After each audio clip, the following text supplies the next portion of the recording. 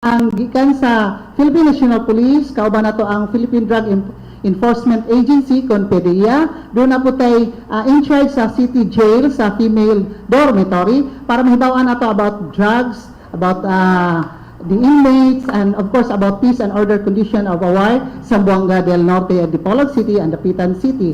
And of course we have with us guys coming from Manila, mga Tagalog ni sila. So ato ning tan-aw nato hangtod kami sa atay ni makalahutay sa ato ang Tagalog palaka, parehas palaka. Okay, so from the Philippine Agricultural Journalist Incorporated, ato ni ikahinabi karong taud-taud kay mo escape man sila una-una. So, ato ni silang unahang pong interview kay mo biyahe sila balik sa Manila. Okay. So, hold on to your seats kay daghan kitang isgutan karong butaga, and thank God, no, to God be all the glory kay nahibalik ang atong kuryente para magkapihan sa Dipolog ta. So, una nga, thank you so much God for the gift of life og sa atong mga new friends, sa atong old friends, sa atong family and loved ones, o sa ato ang diri sa kapihan sa Dipolog nga naghatag kanunay nato og kinabuhi, naghatag nato og oportunidad, naghatag nato higayon aron makahimamat kitang tanan dinhi sa kapihan sa Dipolog. Kini si Edith Pahintitumong, ang inyong regular anchor and host, makikauban sa ninyo sulod sa duha ka katakna nga tulumanon ang kapihan sa Dipolog, the only public affairs program live brought to you by Radio Mindanao Network through DXDR 981 AM o yun man sa IFM 94.1 simultaneous broadcast. Pinaagi sa ato ang technician diri nga si Tax Ilumba o yun man dito sa istasyon sa atong broadcast center to ato si Danny Luod o yun man atong station manager nga si Mr. Edgar Dagomo. Atong kauban sa diri dili ta ma-live streaming, dili ta maabot sa YouTube kung wala nga atong IT director si Gilbert Adetico Dondiano. Thank you so much. Live streaming www.rmndipolog.tv.com. Click mo sa YouTube na diha kapihan sa Dipolog with all our guests and topics every Sundays of every month. So thank you so much, no, og hinaot unta nga malambon usab kining ato ang diskusyon karong butaga sa atong kapihan sa Dipolog. And before anything else, di pa ko malimot, basin niya og malimot ko, ako na congratulate na atay atong panilis diri si Attorney Rosalie Mati Barinaga, na-appointed man ni President Digong Duterte as the Undersecretary of National Anti-Poverty Commission. To as Manila man siya, he will not be with us today. Pero ang bago na to nga opisyali sa gobyerno nga promoted ni siya, dili ni siya political appointee like Yusek Mati Barinaga, but he's a career man, no, promoted to Deputy Administrator for Operations sa Philippine Coconut Authority. Congratulations to Regional Manager Ralph S. Amoy, who will be effective immediately man ang SO niya from the Administrator of Philippine Coconut Authority. So, congratulations to Deputy Administrator Ralph S. Amoy, Deputy Administrator for Operations sa Philippine Coconut Authority, entire country na. So we have with us Zamboanga del Norte, taga Dipolog City na. So congratulations, no, DA Administrator, DA for Operations sa PCA, Ralph Amoy, from kapihan sa Dipolog o sa iya pong minsakupan si Ariel Tumong. Pediatry sa Region 9. Okay. So muna free unplugging. Okay. Onya na ang panda kumbira. So while waiting for our panelists, ako lang silang hinganlan, inig-abot nila, ako nang i-acknowledge ato pasalamatan ato mga sponsors na may nagdalaw kinabuhi sa itong kapihan sa Dipolog. With your permission sa atong mga guests, no, kadyo traman ni kay tabian man kaiko ako rin ni dalion kay kung wala ni sila wala pod ang kapihan sa Dipolog. Without them we are nothing. Okay, so thank you so much to our major sponsors, Attorney Senin Alvis Angeles, Vice Governor of Zamboanga del Norte, Presiding Officer sa Ganyan Palalawigan, Zamboanga del Norte, Mr. Henry P. Chanero, Assistant Labor Attaché, Department of Labor and Employment, Kuala Lumpur, Malaysia, Attorney John Hendrik Valiser, Municipal Mayor, Rojas, Zamboanga del Norte, JJ&P Fruit Nursery and Lumberyard, na maligya sa klase-klaseng fruit seedlings sa ubos lamang nga presyo, Adonai Branch diha sa Barangay Galas ng Dapen sa Dipolog. Anamutang sa Barangay Lingasad ang JJ&P Fruit Nursery and Lumberyard na maligya usab sa Coco Lumbers. Gipanagihan na gidumala ni Mr. and Mrs. Porferio Necesario. Thank you so much nga to sa Janus Marketing na maligyan sa nila nga mga spare parts sa inyong motor o inyong man sa inyong mga sakyanan. Anamutang sa Quezon Avenue ng Dapen sa Dipolog. Gipanagihan na gidumala ni kami Putak Barangay Chairman Janus Yu. Matawagan sa telephone number 2121148. Dagang salamat nga to kang Mrs. Milagros Agustin sa Chicago, Illinois, USA. Dagang salamat nga to kang Roger William and Jennifer King sa Oma County, Northern Ireland. Dagang salamat nga to kang Congresswoman Glona G. Labalagdabat, Member House of Representative sa 2nd District sa Buanga del Norte, o ang ato ang media partner sa Corporate World, National Grid Corporation of the Philippines. Pinaagi kang Ms. Elizabeth Ladaga, ang Regional Corporate Public Affairs Communication Officer nga nagabasi sa Iligan City. Ningon ang NGCP, dili magtanong og kahoy, ilawom o hadol sa transmission lines para mahilig kayo kitang tanan sa disgrasya o walay mahitabo nga brown out. So, message of concern coming from the National Grid Corporation of the Philippines nga mo itong sponsors sa media torpohon. Daghang salamat na ito kang Mayor Evanel Bullet Alvis, Municipal Mayor sa lungsod sa Pulangco sa Buanga del Norte. Daghang salamat na ito kang Vice Mayor Alfredo Baitit sa lungsod usab sa Pulangco sa Buanga del Norte. Daghang salamat na ito sa Shrine City Food Terminal na malaigya sa Kasabat Chips, Banana Crackers sa Gubanta. Pagitalang si Susan Impinado, ang Livelihood Center in Charge nga namaligya o just last week dito siya sa Thailand na maligya sa farm products sa Dapitan City, especially cassava chips of banana crackers. So, muna siya. And then, naabla sa Dampa, Dapitan City, ang Shrine City Food Terminal. And of course, thank you so much nga to Mayor Nene Haloso sa Dapitan City. Kay last Sunday dito ta sa 2018 Kinabayo Festival. Nag-live kita dito sa Kapihan sa Dipolog. O man si Dapitan City Tourism Officer Apol Marie Agolog. Dito na-interview nato si Governor Amy Marcos sa Ilocos Norte o si Secretary Francis Tolentino, ang political advisor, Secretary on Presidential Advisor on Political Affairs, no, si Secretary Francis Tolentino. Okay, so thank you so much also nga to kang Engineer Gilbert Cruz sa Petra Cement Incorporated, anamang hutang sa Lower Orasan, lungsod sa Rojas, Sambuanga del Norte, nagdala o dako kayo nga kalambuan diri sa ato ang Sambuanga del Norte. And of course, ang tagiya sa ato ang namurag habol, namurag tulog nga tarpaulin, si Police Superintendent Darwin S. Raffer, nga nag-birthday last Friday yata, ang OIC Chief of Police sa Dipolog City. And ang Hotel Camilawan, of course, Personnel and Management. Ang Fresh Off the Box Boutique, na maligyan sila ng important items na marahimutang sa luyo sa City Hall ng Dapayan sa Dipolog. And ako lang i-greet lang ako si Lady Areta Pahintitumong sa Brampton, Ontario, Canada. Nak, we love you very much. From Papa Ariel and Kuya RD. Okay, so let's start the ball rolling sa atong kapihan sa Dipolog with our distinguished guests this morning. First of all, atong unang entertain ang taga-Philippine Agricultural Journalists Incorporated from Manila because they will be flying back to Manila after here sa kapihan sa Dipolog. Bunang mag-escape sila after 30 minutes.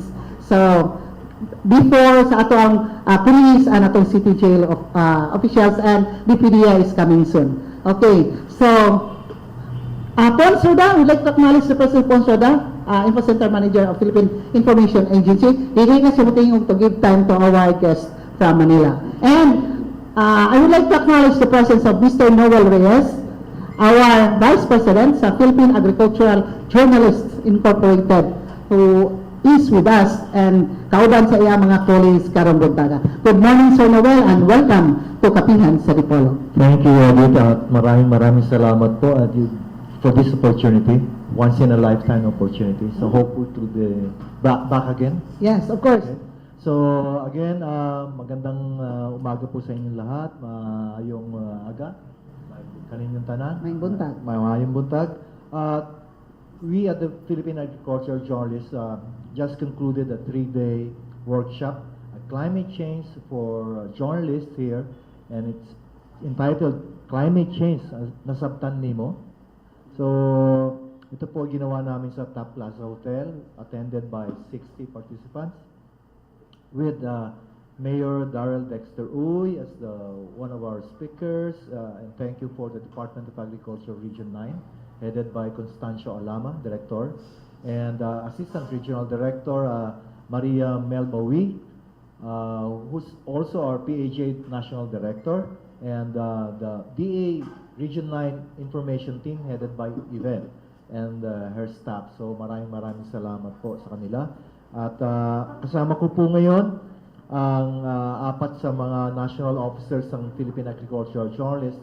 To my right is Ines Magbual, used to be our treasurer, current treasurer, and used to be the national director of the DA Information Service. Siya po ang sinundan ko. Retired na rin po siya. And then to her right is Dr. Rogelio Matalang, former Vice President for Research ng Cagayan State University. Siya po ang President ng Philippine Federation of Rural Broadcasters. Magkakaroon po sila ng magandang project dito sa nationwide, and they'll be back here in Mindanao for that project, also on climate change. To the left of Ma'am Edith is Abisayan from Osamis. Delivery back. Michael Alunan, Mike for short. Siya po ay dati sa Manila Bulletin. He's now a columnist of the Business Mirror, current PAJ Director, former PAJ President. Okay, and then to the left of Mr. Is Johnny Guluyugo, used to be with the International Rights Research Institute, the Australian Embassy in the Philippines. He's the president of our chapter, Calabarzon PAJ chapter, our first in Central Luzon. And by the way, siya po rin ay isang professor sa Asian Institute of Journalism, AIJ, in Manila. At ito po, good news. Edith here is one of the members of the organizing committee that will set up another regional chapter of PAJ. So, we're very, very glad. Iyan pa yung panlima na naming regional chapter ng PAJ, and we're very glad na you agreed to form that regional chapter. Yes, sir. Here. The pleasure is mine. Okay, so I'll give the mic to Ines, and then later on to okay. Yeah, Sure. okay. So let's talk about climate change in agriculture, smart agriculture. Sige. Yeah, Mike. we will discuss it. Sir Mike or Sir? Okay, Sir Mike. Okay. May discussion para Okay, open-ended. yeah, okay. By the way, may buntag, no? Ako'y taga-Usamis, pero 45 years na ako sa Manila. So, pero di gihapon mo sa lapid ang dila, mo balising lang ginagmay. Balising parang so, well, magtagalog to Bisaya o ano? Okay. Yeah, before anything else, no, I would like to acknowledge the presence of Board Member Ronilio Boyli. He is the chairman of Committee on Energy and it's the member of Committee on Agriculture sa Sangguniang Lalawigan of Zamboanga del Norte. Climate change, we're speaking about climate change. Okay, go ahead, Sir Mike. Ang among Bisaya. Oh, yeah, no problem. Even French or Latin, you can do that. Ang among 2-day 2-3 day o 2-day seminar workshop, murag we had experts, we had resource speakers on every aspect of climate change, its impact, mainly focus on agriculture, then and what we can possibly do, no? So kay kabalo mata naana ang, di ba, we hear the frequency of the typhoons, intensity of typhoons, ang floods, no? So it was a very interesting, and for the first time in our series of seminar workshop all over the country, kani among na kuan nga very successful. Grabe, thanks to the people here, the participants, and we were we really enjoyed the lipay may kayo kay grabe ang response ba, ang interaction, ang workshop, it was but yung kuan ba, ga-engage so kuan ba, diskurso gyud. Lalis nga naitunong, no? Ano ba? So, naitunong. Very productive, no? Very productive. So, then, kasi, in most of our past, ano, usay mga second day o kung ano, may uban, mga hawan na, mga na. Kali, kumpleto gyapon, baka nang, ano. So, anyway, Johnny, you want to add something? Okay, Johnny, so, before Sir Johnny, would like to Yeah. acknowledge the presence of agent Marifel Abendan, our PDEA agent here in Zamboanga del Norte. PDEA. Okay. Sir Johnny, go ahead please. Ang mensahe ko lang po sa mga journalist, lalo na po dito sa bahagi ng Pilipinas na ito, ay dapat ho hindi natin i-ignore or isawalang bahala ang issue ng climate change kasi po talaga pong nangyayari lalo na po sa larangan ng agrikultura. Malaki po ang contribution ng agrikultura sa tinatawag nating climate change. Kapares po ng halimbawa itong ating mga rice fields dito, scientifically may basis po yan na nag-i-emit po ng methane which contributes to the greenhouse, yung tinatawag na greenhouse gas effect na nagpapainit po sa klima ng ating daigdig. Ngayon po, bilang mga journalist, dapat ho, ang sabi nga, hindi natin dapat i-downplay o ignorin ang severity ng climate change dahil po, or by simply failing to understand it, because when we do that, we are downplaying or abdicating our role as a journalist in informing the public tungkol sa climate change. Yan po ang sinabi ng isang journalist from the US, si Wen Stephen. Siya po ay isang batikang journalist at book author. Okay, Manang Ines. si Ma'am Ines, Okay. please. So, to take from what Mike said, no? This is now the seventh of a series of seminar workshops that we've been doing in the regional offices. In fact, we are intending also to have another 5 regional beginning this year. We are doing this, we are conducting this seminar workshop for the local media because, you know, climate change is a very boring subject. It's very hard to understand. That's the reason why we're trying to conduct seminar workshop for the local media for them to localize what climate change is all about for others, especially the farmers, to understand, and the general public, of course, because we are all concerned about the problem being brought to us, especially in agriculture, of climate change. So I hope that the other seminar workshop will be as successful as we have here. As Mike said, this is the best so far thing that we have conducted for the past 2 years now that we are doing the job. So thank you very much, and I hope that we will be coming back again. Okay, sir. Yeah, good morning, Edith, at good morning sa ating mga kababayan sa Dipolog. May I greet my brother Mason, Provincial Director Mike Macapagal, whom I got his number from Brother Barredo. Sa panig ng Philippine Federation of Rural Broadcasters, nakapartner ang PAJ. Nagkikipagtulungan po kami sa broadcast medium upang iparating yung mga mahalagang impormasyon sa ating mga kababayan, lalong-lalo na ang mga magsasaka na sila po yung vulnerable sa epekto ng climate change. Dahil kung wala po yung mga magsasaka na tinatawag nating backbone of the nation at sila yung tunay na bayani, wala po tayong makakain. So sa inyo pong lahat, maraming salamat. Naimbag kabigat yung amin. Okay, thank you so much. Questions, sir, before we proceed further, because we are running out of time. We will be escaping, no? Afterwards, escape. Okay. Okay. So, in a nutshell, to summarize everything during our 2-day seminar workshop for local journalists, how will we sustain the interest of the local media, especially among us, to really write something about climate change? Because as what Ma'am Ines said, it is a boring topic. And yet, it affects us all, especially in agriculture, because we should have the food security. We should sustain also agriculture. So in a nutshell, what is your advice? What is your opinion? Okay, Sir Noel, please. Yes, magiging critical ang role ng PAJ sa Buanga Peninsula. Okay. Namay na tayo rito kasi we'll be coordinating with you and through Dr. Rex Navarro, one of our directors, siya po ang consultant ng climate change for agriculture and food security here in Southeast Asia.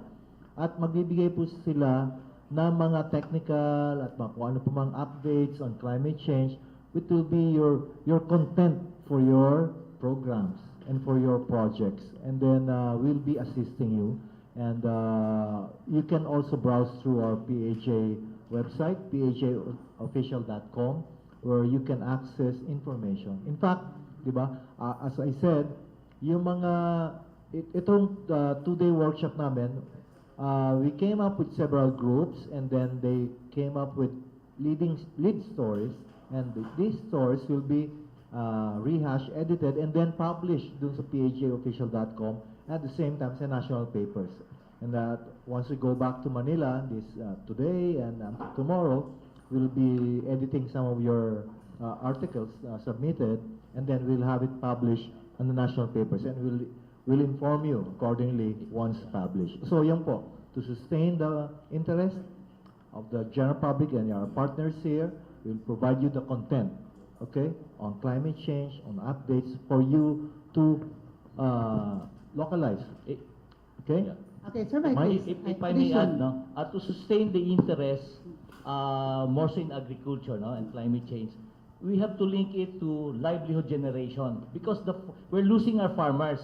The Yes. average age of farmers, Filipino farmers, about 58, 59 years old. Yeah. The sons and daughters are moving towards the cities and moving abroad. There are 6,500 going abroad every day.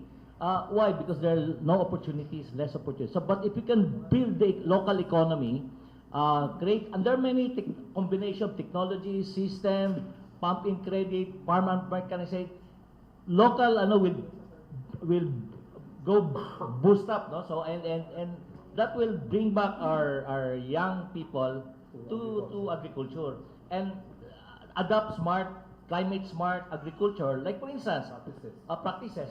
Like for instance, why can't we build catch basins around bald mountains, no? The catch basin, mura ba swimming pool mga gagmay lang, mini dams, which can harness or catch water.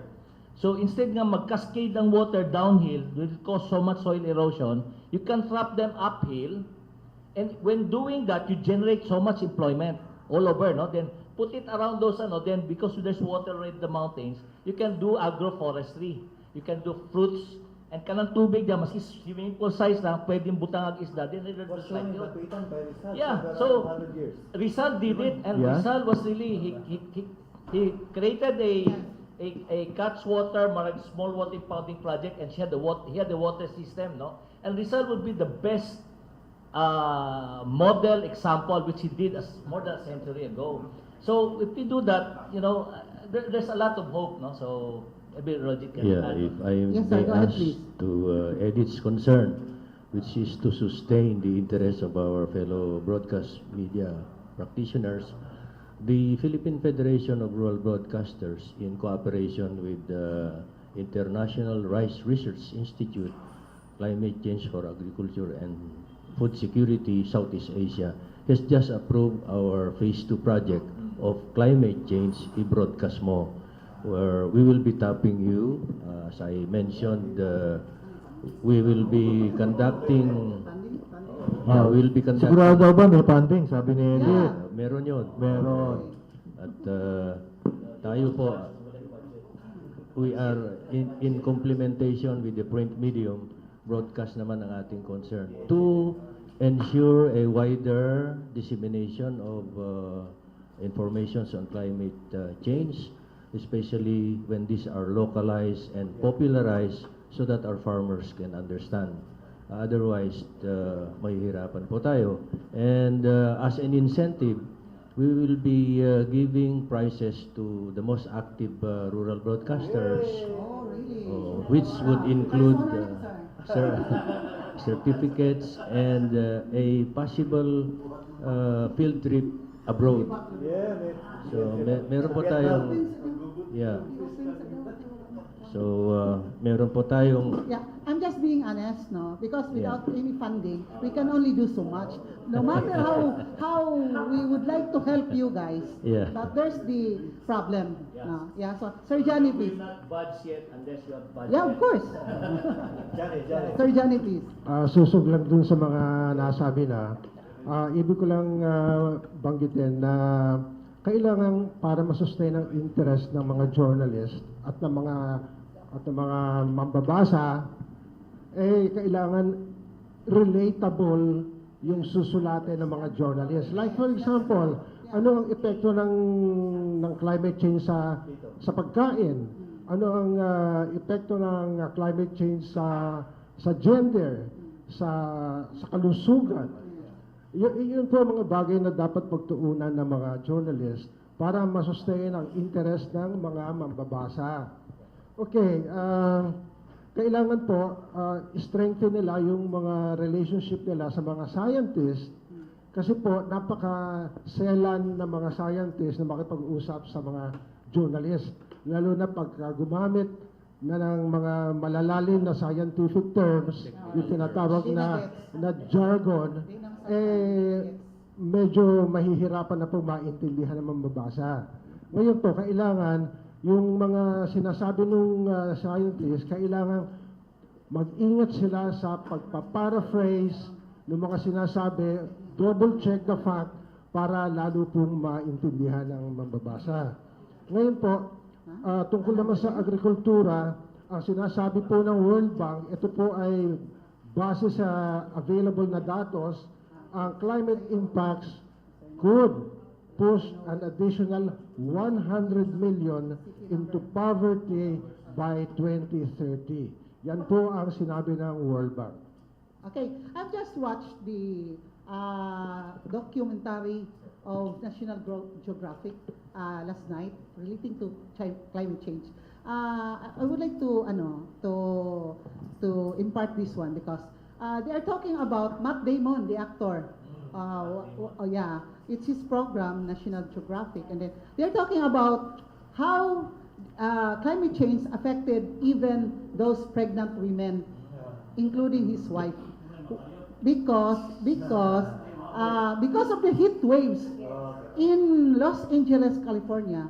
His wife, when his wife delivered his baby, it seems that it was premature because of the heat wave during his pregnancy days. Yung immediate na manganak na talaga siya. Yeah, yung malapit siya manganak, parang napiktahan because of the heat waves brought about by climate change. So, I was thinking, related pala yun eh. Yung iba sabi na, kasi according to, he went to Bangladesh, he went to Matt Damon, the actor, and then with Ariel, ang thinking namin, so climate change in a way will affect anybody and everybody living in this planet. Okay? Board Member Boyle, please. Kay Nasha point out. First time nga mas daghan ang bisita kaysa Panilis. We are supposed to be 7. Pero one question lang muna. Itong PAJ, is it a government entity, an NGO, or private? Or is climate change purposes of journalism or information dissemination? Thank you for that question para ano po sa information ng iba nating lahat. Yung pong PAJ was organized 1976. It's second oldest professional media organization in the Philippines, second to the National Press Club. We are composed of agricultural editors, information writers, reporters, information agencies from private and public. So matagal na po yung Philippine agricultural journalists at meron po kaming maraming projects and maraming kagaya ng Binhi Awards for Agricultural Journalism which we conduct yearly in partnership with San Miguel Corporation. para lang maiangat ang level ng agricultural reportage. So we give awards to outstanding feature writer, agri news story, magazines, radio program, kagaya no, mga community radio programs and all. So yan po, matagal na po ang PAJ. Mag-celebrate na po kami ng 42 years. 42 years po. Mag-election na nga ho kami itong September. It's a two-year term. Okay. Our president is the former business editor of Philippine Star, Roman Floresca. Kaya lang po, may kapansanan siya ngayon at hindi nakasama. So, yan po, board.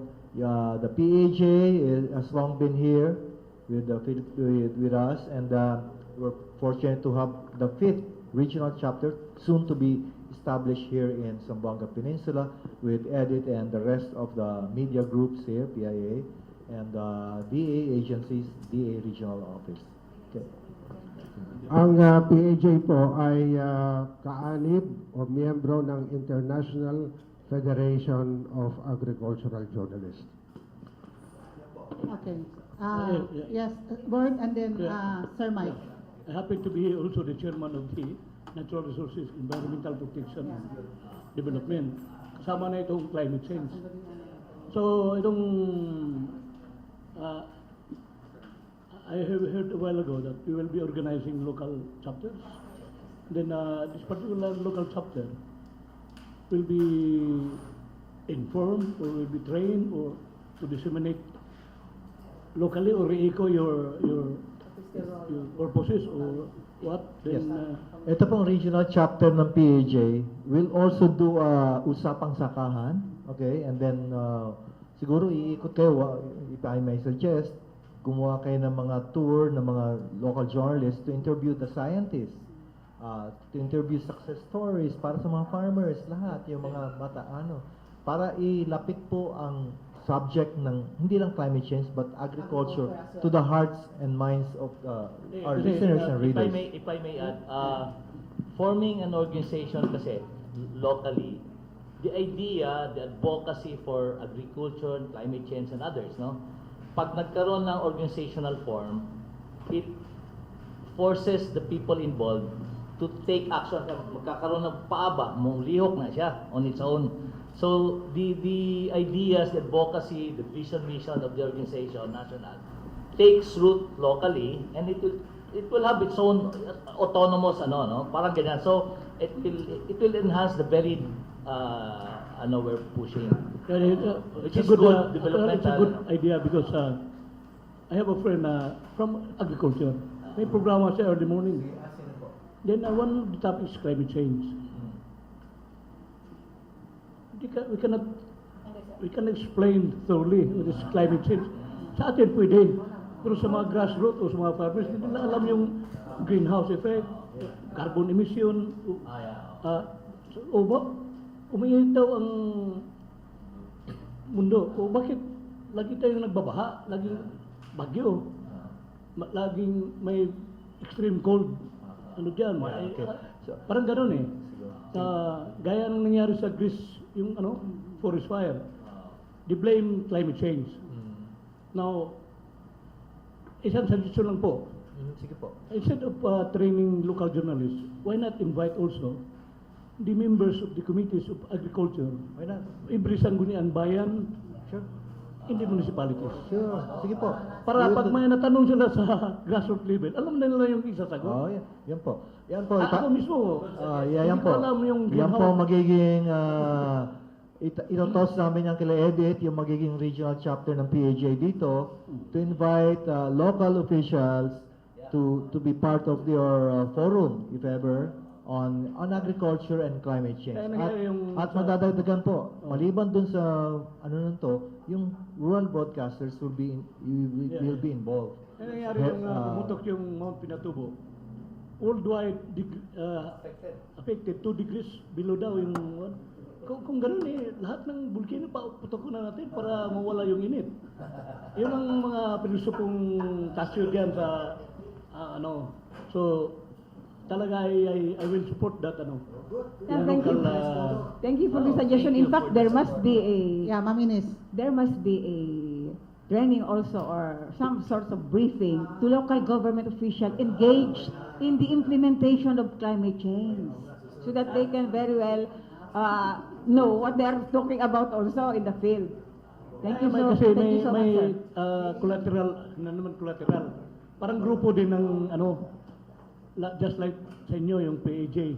Meron din yung sa DENR. Hindi naman taga DENR pero isang NGO din sila from the Netherlands. Yung focus nila is climate change and foreshore, offshore, and shoreline development. Yun kasi yung foreshore ang pinaka-abuse na part of the sea. Coastal. Yung coastal. Yung pinaka-abuse yan sa environment yan. Pero may effect din sa climate change din yan. Board, maraming salamat sa idea. Siguro susunod na mga workshop na gagawin namin, heavy ang participants sa local officials. Hindi lang sa journalists, but magkaroon tayo ng module with local officials. Lalo na yung members of the Agriculture Committee and Natural Resources Committee ng probinsya or ng municipal or city. Very good. Thank you, sir, for the idea, and we'll be inviting them for the succeeding workshops. Edith, if I may add. Yes, sir, go ahead. I agree with the suggestion of our good board member. To share with you our recent experience with School on the Air on climate smart agriculture, rice production. We were not able to implement the regional scope, enrolling 10,000 farmers without the active participation of the local government unit from the provincial to municipal to barangay. So, siguro ito yung pwede naming i-share at we will be having our graduation ceremonies on August 24 with 50% of the enrollees only because the rest were not able to complete the listenership of 60 modules. And no less than the President of the Philippines, President Digong, will be our guest speaker with Secretary Manny Piñol and Secretary Bongo. So without the local government unit, no project can be implemented. Parang experience ko rin dito eh. Kasi I have a farm somewhere in this province, pork farm. Dapat this period, ting prutas na. Tapos, wala eh. Then, all of a sudden, na hindi naman ting prutas, doon na mamulaklak. Sabi ko, climate change na yan. So, the others, my friends also nga, mas may epekto sa climate change. Wala. Imbis ka ting-init, ting-ulan. Ang ting-ulan, ting-init. Ikman sa una, ramaning mag-inanip usahay. Pero, Bago na yung norms. para ganun lang, hanggang doon lang ang explanation namin. Dahil sa climate change. Hindi niya alam na, saan ko ng climate change yun? Di mo subang weather, ting-init, ting-tugnaw, ting-init. Pero may direct effect pala ito sa agriculture, sa health, at lahat-lahat na, including environment. So, kailangan ma-explain natin yan sa grassroots level. Board member, well taken, and thank you for the excellent idea. We'll table it, we'll consider it, and for the next regional workshops, we will be inviting members of the local or provincial, city, municipal, agriculture, and natural resources committees. And the chairman, of course, you're the chairman. Okay? DNR DAR pala. Okay? So, Ma'am Edith? Extra, no? Because we will be leaving for sige. Manila, no? Dapat na kasi. Sige. So, baka maiwan kayo sa Rosano. Parting words. Yes, maraming salamat. Maraming salamat sa inyong imbitasyon sa amin at least nakapagbahagi ng aming experience sa Region 2, specifically our DA Regional Field Office 2, located at Tuguegarao City, a place where was terribly hit by Typhoon Lawin, the strongest typhoon in the Philippines, signal number 5. muli, maraming salamat po sa inyong lahat. Okay, Ma'am Ines, please. Oh, thank you very much for inviting us here. It's really a privilege and an honor for us. I hope that we will be meeting each other again to do something about what our honorable DNR head has already informed us. We will do that because we believe that it is supposed to be the local government who are the implementers of all government programs should be the one to proceed or have the initiative to do it. Thank you so much. Thank you, Ma'am Ines. Sir Johnny, please. Maraming salamat po sa Kapihan, sa Dipolog for giving us this very, very rare opportunity, you know. We will do it again when you will be here.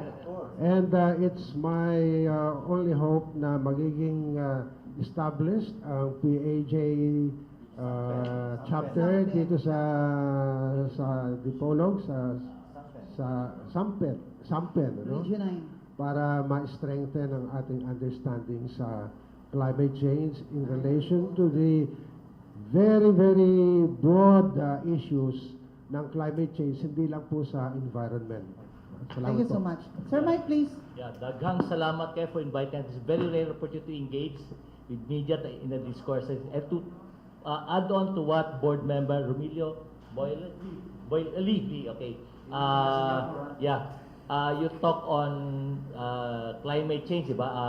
Governance. So I guess we need to change the climate of governance. So with more innovative. Yeah. By the way, ang Tagalog sa creative, malikhain. Yes. At Tagalog sa or Bisaya sa innovative. Unsa man? Creative is you think of something new. Innovative, you improve on what is existing. Yes. So, hindi ba innovative? Yeah. Kasi iniba mo eh. Iniba. That's true. So, Very you are little. very innovative and creative, ano. So, innovative. So, we support you and we hope you'll continue the discourse of exchange of ideas through the local, the media and Daghang salamat kayo. Okay, thank you so much. Finally, Sir Noel, please. Thank you. On behalf of the Philippine Agriculture Journalists, thank you, Ma'am Edith. And thank you for the listeners and resource persons here. Maraming salamat po sa pagkakataong ito. We will treasure it and we hope to be back again. And thank you for your invitation. So, kami po ay babalik. Huwag po kayo magsasawa sa amin. Babalik kami. Promise na promise. Okay. Okay. Magkakantahan ulit tayo. Okay, thank you so much. Yeah. Thank you so much, sir. God bless you all. Ma'am, thank you so much, sir. Thank you. Thank you. Yeah. Hindi na kita ihati doon sa baba. May program ako eh. Okay. So, yeah. See you soon, ha? Okay. See you soon. Para active yung PEG natin. Mag-drugs muna kami. Okay. Mag-drugs muna kami. At saka mga PNP. Okay. Sir, will you please transfer here? Ma'am, agent, sir, thank you so much. Okay. Thank you so much, sir. God bless. God bless. Okay. So, mag-drugs nami. Mag-drugs nami o mga pulis na pi. Dere, sir, dito ka. Asa man si Agent Abindan? Dito si Agent Abindan. Saka si Ma'am Cathy, please. Sige, okay. Kato mga panelists, ha? Dere, forward mo. Si Robert Pinsoy and Edgar Surunda. Okay, so part 2 of our discussion. Napatay, may camera na, sir. Part 2 of our discussion. No? So, we have 15 minutes, no? Before sa atong, commercial break ta. Karon, dritso ta. Okay.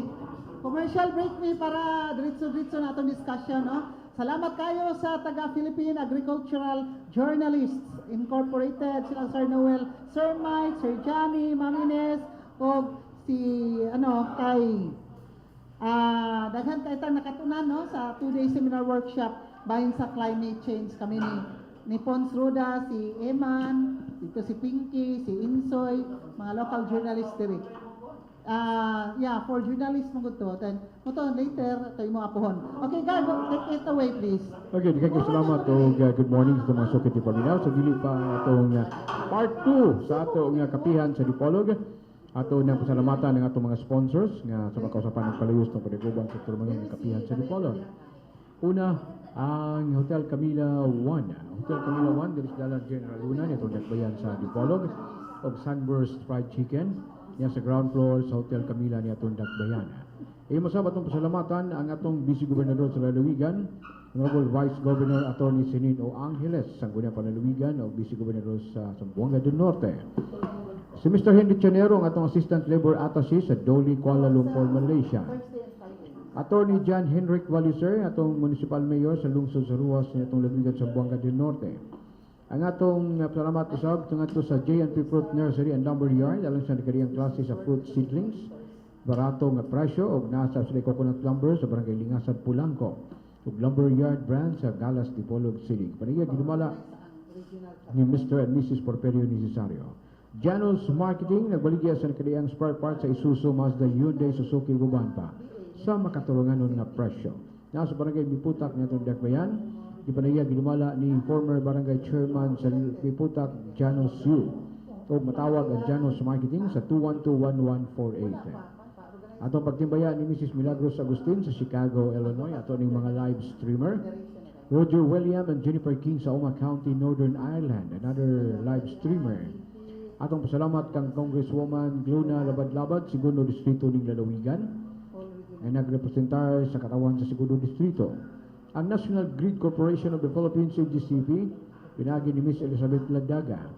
Ang Regional Corporate Public Affairs Communication Officer sa Iligan, Dipolog City. O napahibalo nga hapit na itong pahimuslan ang ato nga 138 kV line transmission project sa NGCP. Masab, atong pasalamat nito kang Mayor Evan Hope Buit Olbis sa lungsod sa Pulangco, itong Lalawigan sa Zamboanga del Norte. Kauban si ang Vice Mayor, si Vice Mayor Alfredo Baitete. Masab, atong pasalamat kang Engineer Gilbert Cruz sa Petra Cement Incorporated sa Lower Irasan, Rojas. Masab ang Shrine City Food Terminal sa Dakbayan sa Dapitan. Alang sa nailan na kayong kasaba chips, sa kasaba puto, binignit, crackers, pastillas, uguban pa. Nasab ang Sapco Sugar, ang Salabat, Bonlis, Bangos, uguban pa. Napakita lang ang Dapitan Livelihood Center sa ground floor, Dapitan City Hall. O pangita si Ma'am Susan Impinado, ang Livelihood Center in charge. Ato sang pasalamat sa atong OIC Chief of Police sa Dakbayan sa Dipolog, Police Superintendent Darwin Rafer, alang sa atong bagong tarpaulin sa Kapihan sa Dipolog. Masab ngadto sa atong legal counsel sa Dipolog, si Attorney Crescencio Chris Palpagan Jr., itong legal consultant. Ang Hotel Camilawan, o atong pasalamatan kaginang Fresh Off the Bags Boutique, alang sa nakaliyang klase sa mga bags, clothes, perfume, sapatos, uguban pa sa makatulunganon nga presyo. Luyo sa City Hall, Dipolog City, ang Fresh Off the Bags Boutique. Ang Synergia in Wellness and Wealth Food Supplement, alang sa nakaliyang mga food supplement na makaayo sa lawas. Ang ilahang business center na himutang diyan na tapad lamang sa bara o barangay Istaka, barangay hall. O pangita lamang ang business center manager nga si Miss Grace Paluma o Rachel Reganyon sa Laylay Street, Istaka, Dipolog City. Happy wedding, Norma Caballero, and happy viewing day. Norma Caballero and Jaime and Vicky Caballero, o mga anak, kids, mga anak na sila si Samantha o James Caballero sa Ontario, Canada. Lady Arita Tomo sa Brampton, Ontario, Canada, good morning. O Mr. Vicente Tiangzon sa New Jersey, USA, atong mga live streamers. Dugang sa nagpaliyos ng paniguban sa Turmanon Kapihan sa Dipolog, mao ang Pipix Pension House and Pipix Lodge sa dalang katipunan nitong Dakbayan. Alang sa budget, kung ano kas Dakbayan sa Dipolog, yung Budgetary Pension House, Pipix Lodge and Pipix Pension House. Masab, di pa rin kita sa AN Seafoods House, sa labiang lugar alang sa mga seafoods din sa Dakbayan sa Dipolog. Nasa Barangay Bara ang AN or AN Seafoods House, o ganadya, pinag-ipanagiya ginumala ni Attorney Clyde Naong. Di pa rin sa kita sa ato nga Undersecretary sa NAPSI, si Attorney Roselier Matoy Barinaga, nga panelist usab sa Kapihan sa Dipolog. Kapit na ba ni mag-birthday? Ang ato nga Assistant Secretary sa NAPSI. Masab, nagpaliw ka na to ang Gloria di Dapitan sa Dakbayan sa Dapitan. You dine, you eat, you'll be entertained, and bring the family dito sa Gloria di Dapitan. na di ang Twin Cinema, na ang Hypermart, na sab ang MI Department Store, o ang Thea Mall. Sulod sa Gloria de Dapita na animutang ang Fantasyland, the only theme park in the Visayas and Mindanao. Let the child out in you dito sa Fantasyland. Na sila world-class presentation matag weekend, kauban na ang nindot kayong mga fireworks display o ang world-class presentation uban sa mga personality. O dito ka sa Pres Dapita, nangita ka sa Lamian nga sentro o lugar alang na sa seafoods, ang Inato Lang Restaurant. Nanimutang sa Dapitan Aquamarine Park or Dampa. Ang Dapitan Aquamarine Park o Dampa, labihang nindutan kayo sa iyaha nga ambience. Dili nimo ikaban sili sa mga lugar pa o lamian mga pagkaon dito na sa Inato Lang Restaurant. Kining tulo ka mga edipisyo gipanag-ideya o ginumalo usab ni kanhi First District Congressman Romeo Nonong Halosos. Mao katong pipila ka mga nagpaliw sa paniguban sa RMN Kapihan sa Dipolog. Ninyo mabati live sa mga Sibianan sa DXDR 981 ug 94.1 IFM sa Radio Mindanao Network. Balik sa atong Kapihan sa Dipolog Part 2. Balik na Dip. Thank you so much, Edgar. Tuan na itong mga tabian nga mga bisita. Lisod kayo sa tanan, mag-in-English, mag-tinagalog atong la. Di ta kalahok tayo, no? From the Philippine Agricultural Journalists Incorporated. Mga editors to sa Philippine Star, Business World, Manila Bulletin, no? So mga o sa Asian Institute of Management. So mga gamhanan po to sila sa journalism world. Okay, sa part 2 sa atong discussion sa atong Kapihan sa Dipolog, kauban na to karon ang atong mga original nga guests. Nga ato yung gi-invite, no? Para diri sa ato ang locality, no? For us to be informed of what's going on, especially regarding drugs, illegal drugs for that matter, and the peace and order condition of our province of Zamboanga del Norte, as well as the condition of our inmates in the female dormitory of, thank you, Joey, City Jail in Dipolog City. So, pangiwan na to dorm, female dorm. Pangayon na to sila no introduction mo na message or words. Atong ladies first after men sir ha, si Agent Maricel Abindan sa Philippine Drug Enforcement Agency. Good morning ma'am and welcome back to Kapihan sa Dipolog. Salamat sa pag-invite niyo as a regular guest ma'am. So kina ako dito ma'am. Pasensya na at na-late kami kasi madaling araw na kami umuwi. Kagagaling lang namin ng operation. Okay, so we'll talk about it. Yes. Okay. Mga women's rights maguto sa diha namo si Ma'am Chari Siabo nga she will not be coming kay taga Kumele, mga women power maguto. Atang nahibaw na mo ang mga insights o mga kwan. Okay, from the Bureau of Jail Management and Penology, no, nga in charge sa female dorm sa ato ang BJMP Dipolog City, si Ma'am SJO4, am I right? Catherine Bongabong. Good morning and welcome to Kapihan sa Dipolog. Good morning, ma'am. Salamat kaayo sa pag-imbita na ako diri. This is my first time. Oh, definitely not your last time, ha? Yes, ma'am. Ako di ay sa Dipolog Female Dormitory. Bago lang ko na-assign, ma'am, sa last March. And I hope na it will ato ang panato diri malambuon or daghang ma-discuss regarding sa amo ang jail facility po. Thank you. Thank you so much, and we have with us also SJO2, Mary Flor Montefalcon. Good morning and welcome to Kapihan sa Dipolog. Good morning, may butag sa tanan.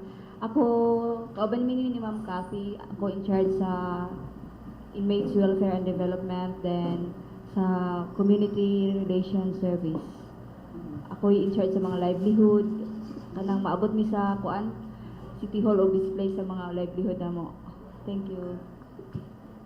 Okay, thank you so much, and we have with us PCI Said Indanan sa ZNPPO. Good morning, sir, and welcome back to Kapihan sa Dipolog.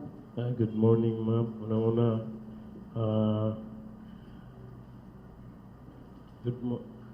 maraming salamat dito sa pag-invite sa amin ngayon. Ako po ay si Police Chief Inspector Said Abdullah Indanan. This is also my first time, but we hope this is the last time. Shy siya. Okay. Yeah, ma'am.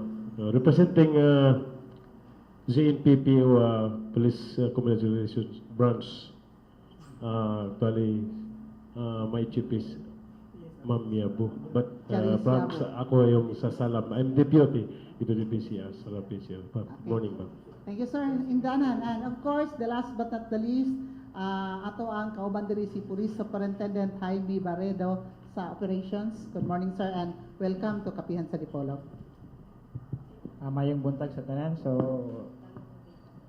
first and foremost, I'm Police Superintendent Jaime Barredo, the current Deputy Provincial Director of Operations. So, third man po ng ZNPPO, but prior to my assignment in Zamboanga del Norte, I was been with the Police Regional Office 9 for quite so long, for almost 4 years sa operation din po. Bali, deputy rin po ako doon ng Regional Operations and Plans Division, yung nandun yung work, yun ang core ng PNP organization. That's why, with my assignment here in Zamboanga del Norte, so our provincial director, no less than Police Senior Superintendent Michael Bernabe Macapagal, so sabi niya pa sa akin, Reds, tulungan mo muna ako sa dahil because formerly nasa PMFC po ako for 4 months dito sa Zamboanga del Norte. So because in my functional group, under po sa akin yung 4 na divisions na nandun po yung focus ng trabaho ng PNP, ang operations, intelligence, PCR, as well as with the investigation. So thank you, ma'am, for inviting me in behalf of our provincial director. So we hope that this will be a fruitful discussion for this morning. Okay, thank you so much, sir. Board member, Richard Willie? yeah. Oras. Oo, sige. Go ahead, please. Kaya nakawat atong grupo nga Tignerot. Kini PNP and PDEA ni. Kaya lately, doon na yung mga munisipyo nga declared drug-free. Meaning, pasabutan na tanang barangays drug-free gina. Munisipyo ko. Yes, sir. It will be answered by them, your question. Who will first question, ikaduha, who will declare that such municipality is a drug-free? Is it the PNP through PDEA or is it PDEA through the PNP? Bali-bali or kayong dalawa, nag-coordinate kayong dalawa? Okay. We will answer first the question, si Police Superintendent Barredo. And please emphasize what is drug-free and drug-cleared barangays. Okay. Police Superintendent Barredo, please. Actually, tama yan, ma'am. Kanang giingon nato na drug-free, pag muingon tang drug-free, from the very start, wala talaga siya presence of any involvement personalities ng drugs, like yung cuddlers, drug dens, or whatsoever. So, kaya gani gitawag nato na drug-free siya.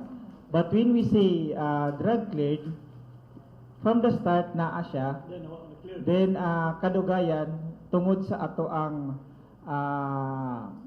reinvigorated or pinaigting na operations ng BADAC, which is the most the smallest unit for operation on drugs in the barangay level, is gikuan ang ilang responsibility being as member of the BADAC, kaya nag-cleared sila eventually. Actually, sir, kanang ma-declared nato na drug-cleared barangay, it goes with a series of evaluation. It starts from the barangay, from the municipal, from the provincial, then down to the regional level.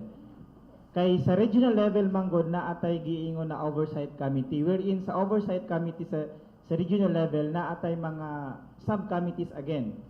One of the subcommittees is the barangay drug clearing subcommittee, which is chaired by the PDEA. So ang PDEA yun siya ang after the series of evaluation ng papers kanang gikan sa obos, then validation pod, pag satisfied nila ang requirements based on the DBB regulation 003 series of 2017, pag masatisfy nila kana ang mga requirements, then that's the only the time na ma-declare ang usa ka kabarangay or ako sa kalungsod na drug na cleared na po siya, sir. Follow-up question, ano? So it's not on the local level that will declare that particular barangay municipality as drug cleared and free. No. Itaas yan up to the regional level lang. Hindi yung papunta pa sa national. No, sir. No, sir. Regional level. Sa regional lang, sir. Okay, PDEA agent Maricel Si Abindan, Ma'am please. We have our Regional Oversight Committee. Bale, nanggagaling yan. Yung barangay drug clearing, actually, trabaho yan ng BADAC eh. Yung police, sila yung nag-a-assist sa documentation, sa mga documentation requirements. Actually, yung nangyayari, yung police na talaga yung nabubugbog dito eh. Oo. At bilib talaga ako sa mga police dito sa ZNPPO kasi matatsaga talaga sila sa mga folders. Pabalik-balik, pa ganyan. Tapos, ang nangyayari niyan, yung folders sinasubmit sa amin at kami yung nagpo-forward doon sa regional office namin for checking. Minsan, yung iba yung gayang tampilisan, yung mga malalapit na na mga MPS, dinidiretso na nila sa regional office since pabor naman sa kanila doon. And then, after validation, nagdi-declare na kami. Gaya last week, yung labason ng Kalawit, labason drug-cleared municipality. First municipality in Zamboanga del Norte to be declared as drug-cleared municipality. Labason. Yeah. And then Kalawit. Tapos nag-declare din kami sa Liloy. We have 7 drug-cleared barangays. Gutalak, 16. Shokon, 7. And Siraway, 10. And may naka-schedule kami for declaration, yung Pinyan. Dapitan, Pulangko, Shayan, Husidalman at Sindangan. So, ang ibig sabihin ng drug cleared, wala yung lahat ng component ng kung baga sir na kung baga sa yes sir, gusto ko lang klaruhin kung baga yung drug cleared, kung baga sa tao nagkasakit siya, kung baga na treat na siya ba yung sakit niya. Oo. Drug cleared ba yung We'll ask that question. Nandito ang BGMP. Kasi from the national news also, yung mga drugs, palaging ang report is from the bilibid, di ba? Bakit dito sa atin nangyayari yan? As of the moment, ma'am, nandun na po kami sa proseso na magpapa-declare po kami. So, just recently, the PDEA went to our facility to have a greyhound, and fortunately wala namang nakuha na contraband or drugs, and then nag-certify sila na that moment walang nakuha po. So based sa IRR ng BJMP and the PDEA, 3 consecutive months po na mag-greyhound, at saka magka-conduct ng symposium regarding drugs sa personnel at the same time sa PDLs namin. Hopefully, maging clear or magiging drug-free po kami, mag-declare po kami ng PDEA. Okay, board member, by age board member Boyli, Girls Runda, and then Pons Runda. Declare na drug-free or cleared area. Meron installation ba yan? Yeah. Meron din. This particular barangay is already drug cleared. Tapos after 1 week, meron naman dyan. So, paano yan? Sige, sinong sasagot? Si PDEA o si PNP? Fix kayo, fix. Alam mo, pag sabi drug cleared yung area, media mild. Parang, pasikata na. Pagbalik. Pero pag meron nang bumalik, wala, silent yung So how will we know that certain barangay or certain drug cleared through and through? Yes. Sir, Indanan. Sige, go. Good morning sa lahat. Actually, sir, before naging chief of police ako ng Cebu. I have 2 barangay cleared during my time. but we have still coordinating with PDEA, and when we talking about the expirations of the drug cleared, kasi pag sinabi na cleared yung barangay, it is not only for that to end that cleared. We still are monitoring under the PDEA and also from the PNP. Kung mapatunayan, mayroon pa rin, pwede siguro, kung hindi siguro nagkamali, pwede babawiin uli yung Pwede bawian? Oo, Okay lang yung pwede magbawian? yun na yung sinabi ni Sir, yung expiration. So meaning, pag binawi sa'yo yung certificate of, di ba? So, magiging na siya, di ba? Ganun ba yun? Yun na. Yun na ang naano ko, na-experience ko kasi, yun na, naging isa ako doon sa mga nakakleared ng barangay. Di ba? Doon sa Sir, before anything else forgive me guys pero ito lang, sumpay mo, related magod just a one. For example, baka minamadali na maraming magiging cleared para sa accomplishments ninyo. What do you say to that? Para accomplishments? Ano masasabi natin? Sagutin, Agent Abindan, please. PDEA. Actually, ma'am, hindi kami katrabaho para sa accomplishment, ma'am. Okay. Kasi may accomplishment kami o wala, may sahod kami. Okay, very well said. Ang totoo lang to Kasi yung namin, yung aim namin, mapaganda yung yung munisipyo starts from barangay level. Lalo na kami, province yung namin. Province-wide yung coverage namin. Tapos, kukunti lang kami. Actually, stricto nga kami, yung PNP. Inaano talaga namin yan, yung sa folder, di ba, sir? Pag kulang, maski isa lang requirement, binabalik namin. Oo. Kung accomplishment lang, tanggapin namin lahat yan. I-declare namin yung buong Zamboanga del Norte na drug-cleared province. Kung accomplishment lang yung pag-uusapan. Yung ginagawa namin dito talaga, religious talaga yung namin, folder by folder. Actually, 2 folder yan. Yung confidential at saka yung isa na para sa lahat. Okay. At saka idadagdag ko lang ma'am doon sa BJMB ma'am yung actually for candidate na to sila for drug cleared kasi kung kulang na lang nila symposium kasi ngayon wala na pabalik-balik kami doon sa female dorm, negative naman yung mga personnel nila sa drug test. Siguro positive lang sila sa pregnancy test magaganda sila. Pero kaibigan namin yung BGMP. Yung paraphernalia negative naman. Tapos yung mga contraband negative, drugs, kanyan. Tapos serious talaga yung namin, pabalik-balik yung Greyhound drug test so far. Okay naman yung result. So yung binigay ko kay ma'am nung Friday nung kami Greyhound, binigyan ko siya ng kopya ng IRR namin. So far yung nakalagay lang diyan, yung kulang na lang talaga is symposium. So papasok diyan yung siguro yung PCR ng PNP at saka yung PESIS namin sa PESID na lang, sagwat. Pakinggan yung PESIS parang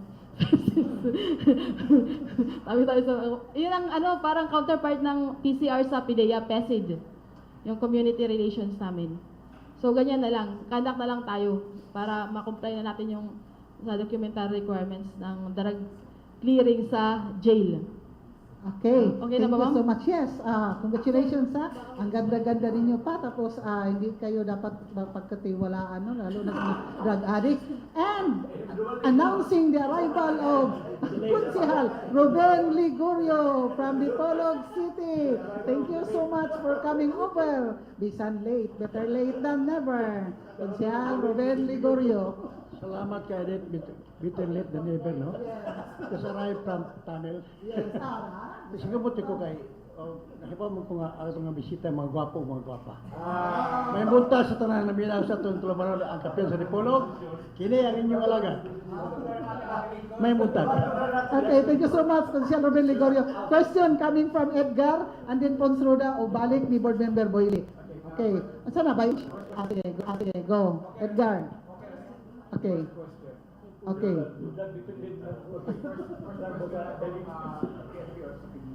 We have an incident here or case na na cleared pero meron lumalik at saka free naging meron.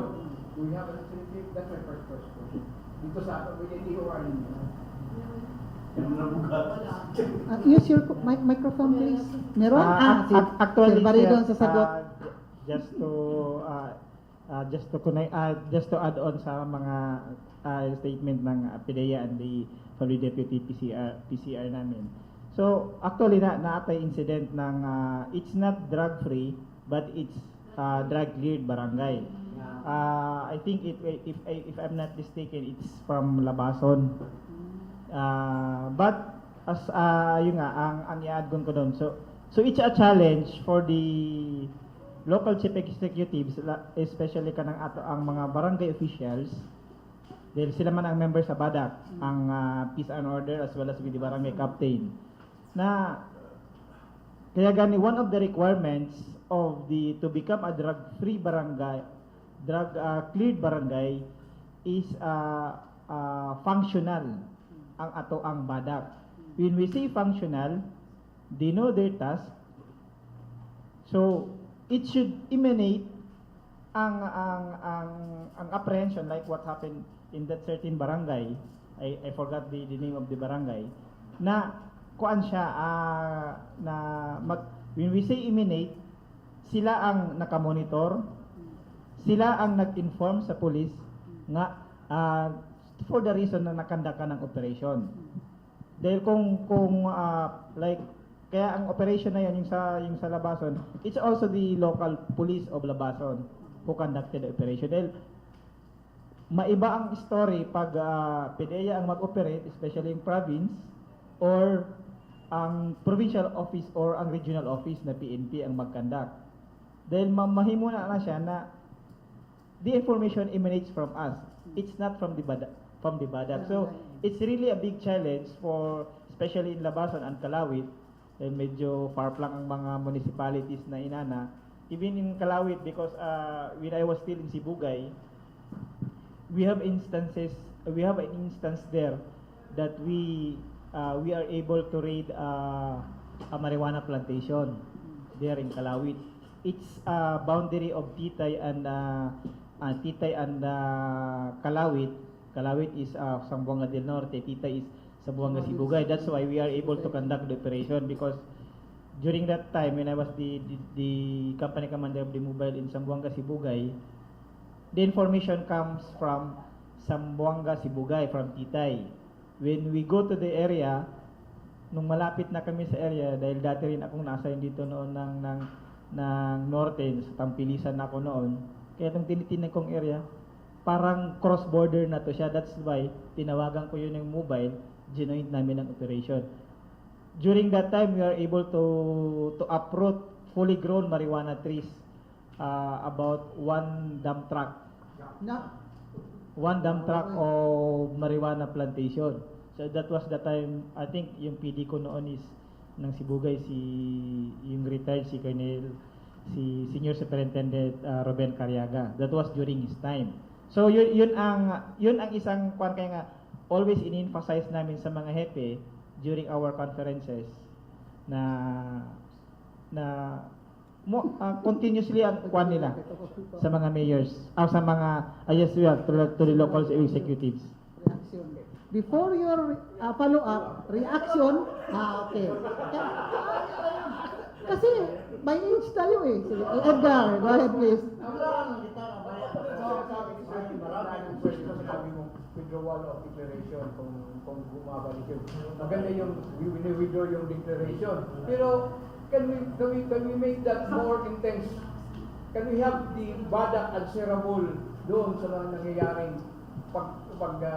muli pagbalik ng activities ng illegal drug, rather other than withdrawal of the declaration for cleared and free?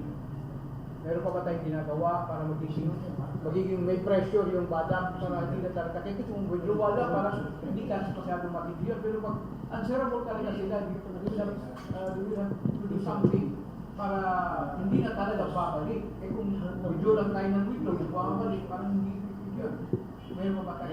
Paano ba answerable yung BADAC kung babalik yung mga activities? Okay, Agent Maricel. actually, kung bumalik yung drug activities sa barangay, babawiin yung drug cleared status. Tapos, may i-comply silang certain documentary requirements na naman para mapalitan yung parang ano ba, natanggal doon. Tapos, wala pa kaming nakita doon na parang liable yung badak. Pero actually, I think the LG can answer that question. Okay. Thank you so much. Comment? Okay. Okay. Mag-add-on lang ako doon sa kan. Dahil yun nga, yung declaring kasi ng isang barangay or isang municipalities, it's through a DBB resolution. Because ito nga siya yung DBB resolution, ito yung requirements ng barangay clearing. So, like nito, andito kasi i-apply nito, powers and functions ng badak, nandun kasi. So, in my kuan lang, especially tayo ngayon, we are under martial law. In Mindanao is still on martial law. I think, in my own opinion, pwede silang ma-charge doon ng administrative. Yung local chief executive, yun nga yung sinabi ko kanina, kung sa level nila wala silang ginawa, hindi nila na monitor, because monitoring is part of the work of the badak. Kaya nga kung like in illegal, like pareho sa amin sa PNP, kaya nga yung sinasabi noon during the time of, I think it was Director Razon before and Director Aglipay, di ba, if you heard noon yung sinasabi na one strike policy sa amin sa PNP. Ngayon mayroon pa rin kami mga one strike policy. Like, sinabi mo yung isang municipality mo na gambling free. The chief of police will now be liable when he say gambling free ang municipality niya. So, pag mag-operate ang SOG ng region or yung task force nang galing ng NHQ na nahulihan ka sa area mo, then you will be relieved on the spot and you will be sanctioned administratively. So, kaya nga tama yung kwan ni PDA Agent Abindan na DDILG yung may kwan. Dahil ang badak is part ng member ng badak is DDILG po. Okay. Yeah, comment. Okay. Iwasin mo yan. Wala ka nang... Asan ka? Ang badak, ang gina, required ng gina, which barangay, so may timeline na. Then, sa Sabog Gabing Norte, there are 961 barangays. Na ba yun eh? Kompleto na ba yun eh? Huwag makompleto ni, so may timeline na nga ma-sanction sila or what? Who will sanction what particular agency? Kung mo sanction ang barangay, so wala ka organize sa badak. Is it the PNP or is it the DILG or ang local government unit? Sa mayor ba o gobernador ba, etc. Okay. We will answer the question. Na yung barangay na hindi ka organize sa badak, na yung sanction. Kung atubang nagkaso, na will file the case si Anyo. DILG, PNP, PDIA. Actually, sir, actually, that is the reason why kung bakit hindi pa lahat ng barangays natin entire sa Buanga del Norte na na-cleared siya. Because as observed and validated by PDEA nung time ni Director Ladip, yun ang nakita niya. There is existence but it's not active, not functional. That's the reason why na dili sila mabarangay cleared. So, with the question kung kinsay kuan, it's part of the lookout ng DILG natin. Kaya nga yung MLGOO natin ng municipalities should also be the one na I think if I'm not wrong, is a requirement na ay ABC meeting monthly. Di ba? If I am not mistaken. Monthly siya, dapat appeal yun siya sa mapaghisgutan one of their agenda during the ABC meetings para ma-monitor po kung anong problema din matabangan po. Dahil kung dili po nila ingnon kung ano ang ilahang mga barriers or problems encountered during the why they were not able to activate or reinvigorate their buttocks, dili po naman sila matabangan, especially sa side sa amuha sa PNP. Sa ingon pa nga ganyan ng PDEA, kadalasan is PNP na nga ang nagdudusok tanan nag-i-initiate tanan ng programs. Okay, thank you so much. Comment, wala ka sa schedule. Comment, Ako na po, Nena. finally, Sorry, Attorney Ruben Ligorio. hangtod sa 11 And then si o'clock, Pons ako Roda gini. sa PIA. Hanggang 11 And may o'clock, reaction ako na si to. Police Superintendent Charis Yabo. Okay. She is listening right now. Welcome sa itong mga guests, no, walang ko pagsugod. My first question is this. You want to declare a certain barangay drug-free. May mga requirements dyan. I'm a government official, pero frankly speaking, I do not subscribe to that. There can never be a drug-free. Sa ka barangay, sa kadapit. Why? Kung ang inyong requirement lang, mo yung basihan, hindi gina mag-drug-free. Unless, with just dili ako niya, suggesting na sa uban. Every member sa pamilya sa barangay, imo i-drug test. Pero if you will not do that, why? Sakit di maguning kuan the user. You know, I know, sa Gurian, sa ano, sa Gurian, user niya, hindi mo matikan. Pamati na diba ako yung mati. Ayaw sa, makatik ta na user. Hindi na to, outward, di rin good sa ako labay, in my own evaluation, iba ko nagamit siya. Pero mabiso na kita pag ano, wala mag-i-drug siya. Sir, mag-usap tayo mamaya, sir. If you say nga, if you're aspiring that there will be a drug-free barangay, no, sir. I do not subscribe to that. There can never be. Why? Kaya kanin drug, as long as the source of the drugs magsige sa ato ng Pilipinas, there can never be a drug-free. Okay. Ikaw po na. I don't think you'll answer that. Sa ako po ning observation sa ubang mga ingon ninyo, mga police. You see, sa korte, you're a practicing lawyer. Nakaroon ang mga ipagkiha o drugs na pwedeng mo play bargain. Sa mga kaso unta nga dili na ang i-play bargain no before. Katong posing, di ba? 65? Karon gitugutan na.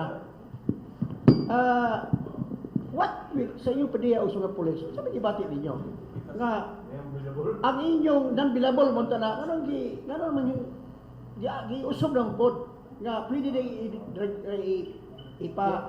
piyansa na bawa ang sindensya na ba mayroon na ba nga 6 months to 2 years mubura kayo, di mo balik hindi ako na matuhanag yun kaya mo matawara 100% no lagay mga 75% balik na pero sabi, what did you feel?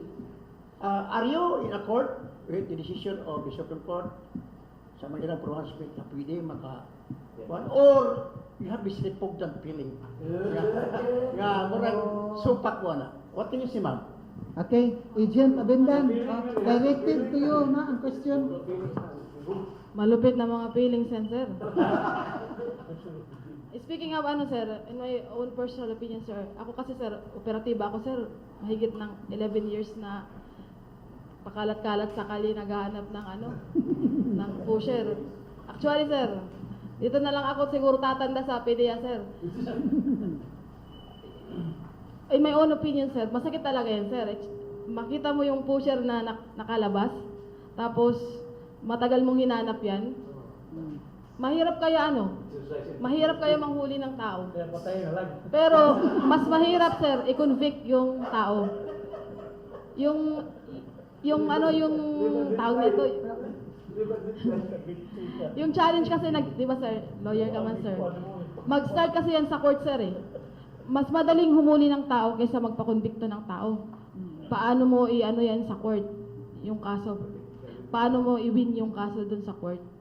So, as an operative, masakit talaga yan, sir. Kaya wala tayong magagawin, sabi ng Supreme Court, eh. So, follow lang tayo. Alam mo, ma'am, karamihan ka nga, it's very difficult to convict. Yan. You see, kung istrikto lang na to, if we have to strictly implement the law, convict yan. I'm a lawyer. I know, I have been defending ka ng mga drug posing panghuli. Pero deep in my heart, Kay, I was once a prosecutor for 10 years. Ah, yes. I know, napakonbikto. Pero you know what, sa ato dire, sa ato sa Pilipinas, usob ang standing. That is the law. Later on, di na po. Oo, Jud, sir. Parang I had a talk with so many law enforcers, dili PDA. Parang yung sila, patiturni, parang magdulaan na miini. Ubang gani, mapatyan mo sahay, then, kung magkapatay mi, agpod mi, kundi mi, only to find out nga kanyang matawahan ng mga tinuod, mga poser, buhian ng God. Iba din baka provision, o dili magaling, nakasilbi na mga 5 years, makagawas. Pero look what happened. Wala nga, I don't think so if you will work for that. Pero sa akong parte, balik ta, itong ito ang ingon bita nga drug free. I don't think so nga doon tayo drug free ka ng barangay, scrap it, di kita mo. Kay samtang ang flow sa drugs pagpabili yung musulod sa Pilipinas, there can never be a drug place in Pilipinas. I'm telling you this.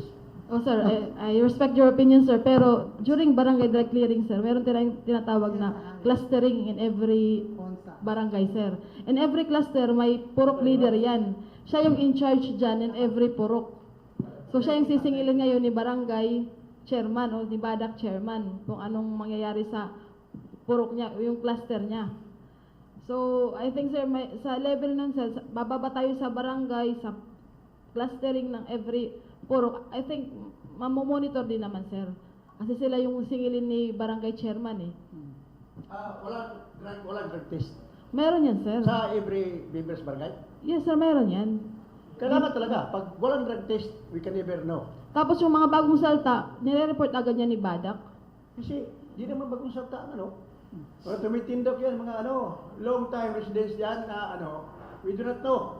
Sila doon na sila gigamit nga, That's why nga, doon ka suggest nga, if you want to have a free, o mamagaling, if you achieve a free drug-free barangay, kailangan din i-drug test ng mga tao, bisap ka gabi bata. Thank you. Hindi magaling, you can never. Isa pa, i-plastic.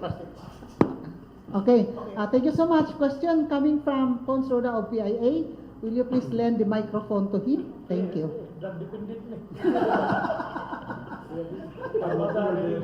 Klaro kayo. Clarex.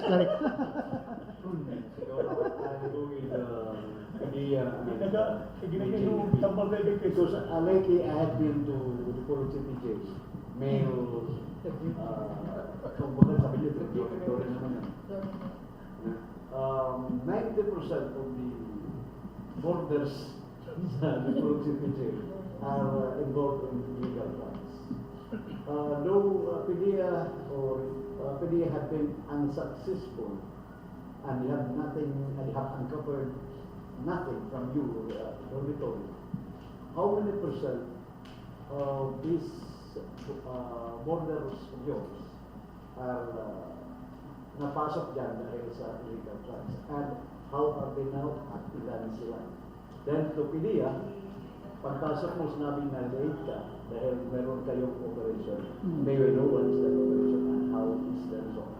Okay, ladies first, after men. Okay, SJO for Catherine Bungabong, please. As of the moment, sir, sa female dormitory, present population namin is 53.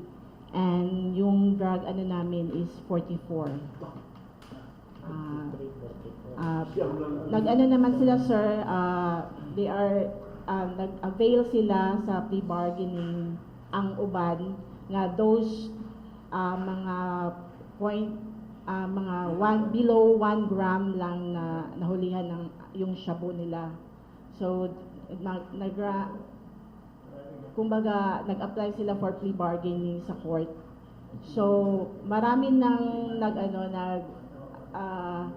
mga 10 to 12 ba yun na nagda-drug test na para they are waiting for their decision sa court po. Between 20 to 40 plus.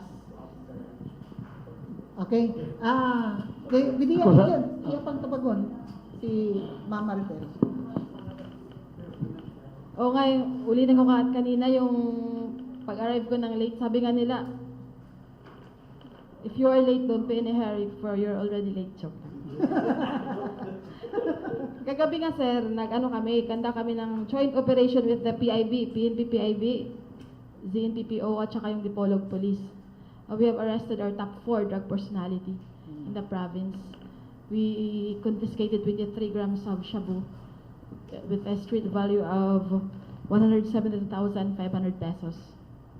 Kung baga makonsider yan na high value target sa Rizal Avenue, Central Barangay, Dipolog City.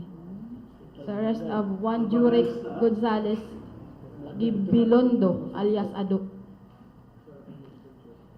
Ando na ngayon sa Dipolog Police yung tao.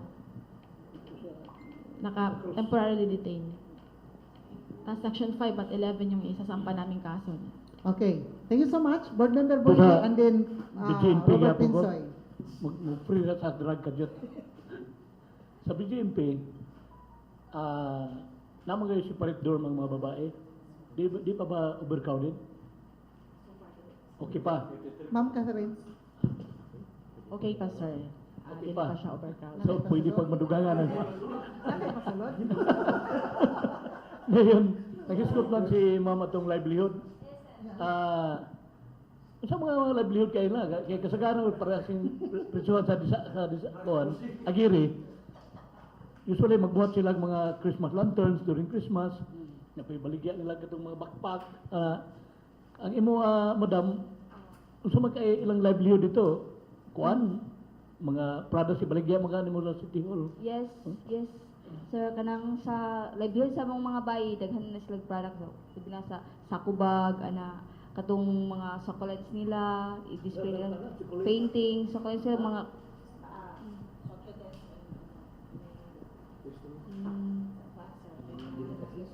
plants, napod. Okay. Then how will you deal with, last time I hope dili mo din ng kuan. Saan niyo pag-deal yung mga LGBT, meaning para ano na butang na to bayot itapo bilang mga lalaki kini mga tumboy apil o sila separate nga kuan dyan. How will you deal with that? Ma'am Catherine. Supposedly, sir, ilain dyan na siya unta. Separate cell dyan unta na sila. But then, karon kay gamay lang man, duha ka selda lang man amo ang female. Pero, amo dyan na silang earlier pa, amo sa inan ang sa rules and regulations sa jail na dili pwede mag-uyab-uyab by like, from the very start. And then later on, if ever may bawaan na mo nga na sila relationship, sir, tagaan na mo sila punishment or ibalhin na mo ang isa ka kuan sa pikas para dili magpadayon ang ilang relationship, sir. Okay, the other day, nakita na sa TV itong prisuhan mga babae sa asa ng lugar sa Pasay ba to? Nanayuban nga, nagbitay na dito. Nagkuhan sila ka ng, nagkuhan sila ka ng duyan ba? Nagkuhan. Murag yung sa dinas bitaw nga, di main pagka-plastar. Puro babae. Lagi. Muna nang utana ko, okay pa ba atong kuhan sa mga babae? Di man nga dito, grabe to. Ang mismo, paplitihan pa itong uban, enterprising. Palit ng duyan, o yan, paplitihan 200 sa bulan. Dahil katong mga mayor, lain mo espesyal nga lugar. Sa inyo na pa po ng mayor-mayor mga babae? Gobernadora. Cell leader lang, sir. Kumbaga, yes, sir. Okay. Yes, ako na na-share, no, kay paano naminaw si Police Superintendent Chavez Yabo. Before further questions, and ako ipagutan na si Agent Abindan ngadto sa PGMP, no, para sa interaction. Ingon si Police Superintendent Chavez Yabo, bahin dito itong bawion ng drug-cleared barangay, ang saan, nullification. Ingon siya, and I quote, prior sa withdrawal or nullification ng certificate, pa-explain mo na ang barangay ng Regional Oversight Committee. If may report na may drug-related activity sa barangay, per DDB Regulation number 3.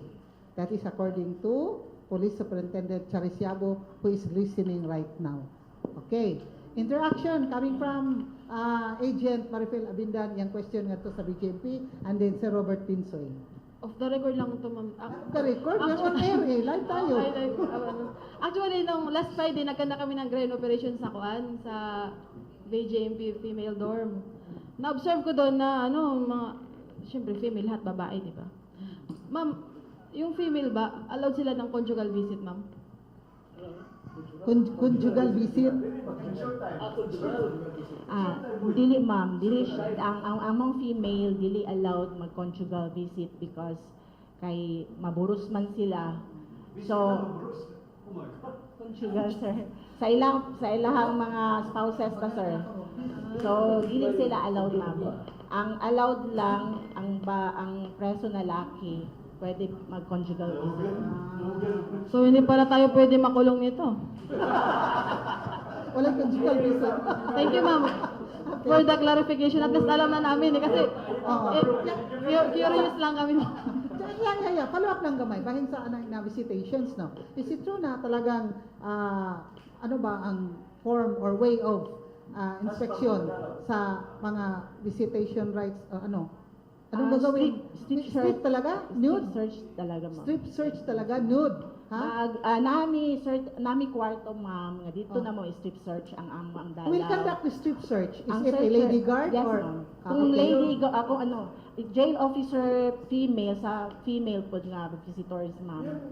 Strip search. Oh, yeah. Why is it? Ano, bakit ganun? Oh. Kasi ma'am, daghan kay instances ma'am na ang mga contraband ma'am, it's either pasok nila sa baba nila or kauno nila okay. or ipasok nila sa ilahang Okay. ari or sa puwit. Oo. So dili sir, amo lang siyang paskwaton. Mag-squat lang siya, sir. Kay pag-squat, mahulog na rin. Censored ha? Bantay lang, censored ha? Oh. Hindi makita yung saging kahit na pag-spot mo. Bigla yung pag gusto nyo ilabas, pwede malaman, pwede makita mo yun. Lalo na pag-drugs. Hindi makita yan. Kailangan talaga ang ilo niyan. Just recently, sir, sa Cebu, sir, may na-confiscate dun sa kasi inano niya, kinain niya. Nilunok niya yung mga Wala ba kayong ano? Wala ba kayong... Sinainom lang maraming tubig, sir, tapos kinain. So lahat ng mga babae ng mga bisita daw, Hindi, sir, strip search. Okay, sige. Thank you for your conversation between the two of you, ha? Okay, wala tayo on air. Okay, question from Robert Pinsoy. First, join ka lang doon sa kay Atty. Gordo kanina kayo kahit sa drug testing. I used to perform drug testing when I was still at the medical technology laboratory. Yeah, I subscribe to that. However, mas maganda attorney yung random drug test. Kasi pag-announce yan, pwede silang mag-abstain. So, random drug testing is very important. And targeted siya, kung sino yung may suspicious na activities. So, pwede na. So, I would sa NEPED, ginawa na yan. Sa mga NEPED, may memo sila. I hope it can be done in the barangay. Mas makakatulong po yan. Random drug testing. So, sana equip yung father with Ikaw na ka-questions? Question ka? with the local. I want to recommend authorized drug testing center. Wala, highlight lang. Dito sa Coronel Norte or for municipality. That's highly recommended po sana. That's my one concern. First question. PDEA can cater drug test, sir. Pero yung drug test kit, sir, i-request natin sa LGU, sir. Okay. May nag-text kay Considerable Liguro and then Bernard Boyle. Sabi ron niya, kada ko nang gihimo karon nga gipa plead guilty ang katong mga krimen bitaw sa drug nga pwede makakuan katong delete unavailable. Matod niya, muna nag-encourage naman sa mga makadugang sa mga pag-inspire sa mga taong gamit kay ug gamit naman siya gamay mubo nga dili sa pwede maka provision, pwede maka plead guilty. Muna ingon sila nga di ko no masulbad gyapon. Ug kung ituyo sa gobyerno, di kayo masulbad ang kuan kay katong mga Yosef, sa mga puser, pwede naman mamaligan sila. Di black man sila, makabuhi mo gyapon. Muna ilang kuan, muna ilang text na ko diri nga. Abot lang po, mo tinila ninyo. Pwede pagwaon. Uban na next time pwede na. Uban mga Yosef, mga puser, pwede magawa niya kilo 1 gram. Yeah, okay, ha? Reply sa PDEA daw. And then, Board Member Boyle. Dili ka pwede nga inyong palabihan, imbes sa 1 gram na himo ng 2 grams, 3 grams, para di kagawas. Dagdag bawas. Yan ang ano mo yan ngayon. Dagdagan, anong Kaya bilabol. Yun na ang nangyari.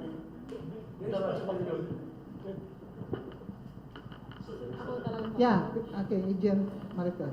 Actually, yung laban sa drug, sir, napaka-ano yan napaka-broad yan na usapin. Tsaka marami pang pumasok ngayon yung plea bargaining. Tapos dapat yung judge kung maswerte pa kung ayaw ng judge Pero may mga judge talaga na kasi wala silang magagawa, utos siya ng Supreme Court. Sa part naman namin ng sa law enforcement, sir. Kung ano lang naman ang nakukuha sa target, yun lang yung dinideclare namin. Kung wala tayong magagawa, kung hindi umabot ng 5 grams, yun ang inano namin sa inventory. Are you sure na pag may hinuli kayo, wala kayong mangyari na dagdagan? Sure ako dyan, sir. Pupusta ko yung badge ko dyan, sir. Kasi in the past, maraming mga na No, hindi na pass. That is their allegation, sir. Lilitaw ngayon ang mga anomalya. Yes, sir. It is them to prove. Basta kami, sir, hindi namin dudumihan yung tsapa namin, sir, sa ganyang sir. Wala kaming mapapala dyan. I have experience that I have a client, nanindigan nila. Ganun ba, sir? It is there to prove, sir. Hindi ko lang i-mention ang pangalan sa mga PDEA. Pero I have misgivings with these people I hope this will not happen again. Okay. Question coming from Board Member. Sige sa inanang mga dagdag bawas. Di tayo maka-determine kayo sa akin. Kaya ka sa nag-inom ide sa among balay. Adi, di sa balay, doon sa balay. Doon na kuha na giregyot, gikondyot. Isakit ayon nga, giplantingan ko. Pero klaro, ang yung mga parapernilya aguan, gilabay, piti ito sa ato. Hindi na yung si plantingan ka rice and corn. Muna nga, usay, ang mismong gidako, may magbuhat-buhat og senaryo. Pero napoy uban po nga, naputangan. Pagtanaw lang nga 5 grams ran, makabuhi mo nag-naipiansa. Aduga nga, 15 or naimong 20 grams. Kaya wala na ipiansa. Di anomalya nga atong Iyara na. Pero may nalang na inana. May nalang na inana. I hate to say it, may nalang inana ka sa patyon. Di ba? Di man ta kay balugod, walay kamera, tanan, may ngulay pulis, ni sokol. Di mo ta nga armas. Or tinood yun ni sokol. Ano man kay, to preserve, ikaw, ganahan ka, pusilon ka, patyon ni mo daan kaysa ikaw namatay, di ba? Ikapin lang ang pulis ko. Don't ask me, you ask the people. Dili, ako ang last nga tungutana kang Okay. labi na ni Brad. We are running out of time, ha? Sige. Last 2 questions. Kuan, compare na ito sa 2017 karon ng 2018. Buta na sa 6-month period. Bayan aning crimes na ito sa probinsya, including the cities of Dipolog and Kapihan. Kung sa may itaas ba ang atong index o non-index crimes sa percentage o ibaba ba siya? Okay. Yan, explain na kung saan ang index o non-index crimes. Superintendent Barino, please. Thank you, Ward. So, with regards kining sa, I cannot give you the hypothetical answer with regards to the comparison of second semester of last year as well as the first semester of this year. For I don't have the data right now, but based on our records, during the last command conference na attend ng ato ang provincial director, there was really a decrease. There was a decrease in general. In general, there are a decrease in index and then an increase on non-index. Ang non-index kasi mauna na siya ang mga operations on special laws because we are still on the continuous operation with regards to the illegal drugs. Kaya medyo nitaas na siya. Continuous pa gihapon, even though na minimal lang ang personalities involved here in our province, but still increasing tayo dahil sa watch list manggod na may giingon na sa oversight committee na may giingon na reloading ng watch list personalities. Kaya gani katong nahisigutan ganyan na about sa drug test. Usually ang subjected for drug test are those who are DI watch list. Nagiingon na mo kanang naabay dili ka manggod mahimong DI watch list kung wala kay IR, yung wala kay intel report na kini si Juan de la Cruz na ay kay involved ng drugs, kaya that's a purpose na manoktok ang pulis sa inyong balay dahil involved ka sa drugs. Then with regards for the records for the current year compared with the first quarter of this year with the second quarter of this year, with regards sa kuan natin sa 8 focus crimes natin, medyo tumaas siya ng dalawang incidents. Ng dalawang incidents lang siya kaya nga ang percentage niya is 0.8% lang dahil from the first quarter of this year, mayroon siyang total of 250 incidents, but for the second quarter, mayroon tayong 252. So, 2 incidents lang siya. Let's check. Okay, sir. May punta na. Sa war on drugs natin, just tell us, honestly ba, how far have we gone? Kasi makikita natin na, imbes na war on drugs, go on na, sige na, pero makikita mo ng mga news na ito, nasakpan ito, billions of does it mean to say nga, wala pa rin, wala silang, walang nagawa yung ating war on drugs. Para yun, continue gyapon ang hitabo karon nga pagpadakop nga billions of drugs na nagapon sa atong palibot. Actually, sir, frankly speaking, yes, sir, yung war on drugs natin kasi is, sabi pa nga ng ating president is, nakaugat na kasi siya eh. Up to this time, nandun pa rin, kaya nga dito sa atin, if I can recall it right, when I was still in the regional office, mayroon pa tayo ditong isang drug route. I think kung hindi isa, parang dalawa. May isang drug route pa tayo rito na hindi na rota yeah, ng drugs na hindi na puputol. But may mga huli tayong iba like yung transport sa bus, yung galing ng Usames, meron tayong huli.